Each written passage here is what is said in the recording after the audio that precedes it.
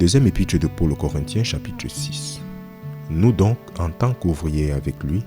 nous vous implorons aussi que vous ne receviez pas la grâce de Dieu en vain, car il dit « Je t'ai entendu au moment acceptable et au jour du salut, je t'ai secouru. Voici maintenant le moment acceptable, voici maintenant est le jour du salut. » Ne voulant pas offenser en aucune façon afin que le ministère ne soit pas blâmé, mais en toute chose nous recommandons nous-mêmes, comme les ministres de Dieu, avec beaucoup de patience dans les afflictions, dans les besoins, dans les détresses, sous les coups,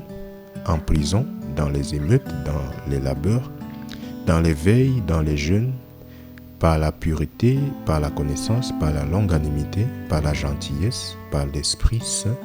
par un réel amour, par la parole de vérité, par le pouvoir de Dieu, par l'armure de droiture à la main droite et à la main gauche,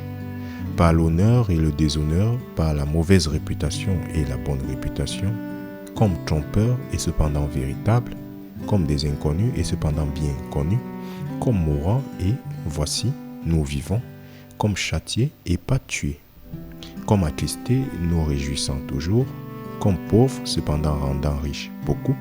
comme n'ayant rien et cependant possédant toutes choses. Ô vous Corinthiens, notre bouche est ouverte à vous, notre cœur s'est élargi.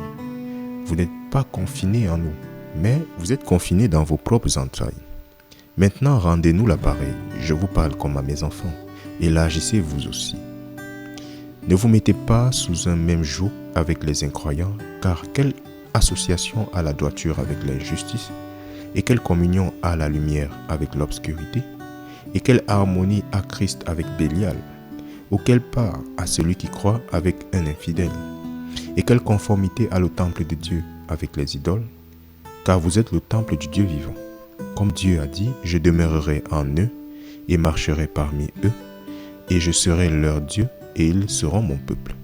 C'est pourquoi sortez du milieu d'eux,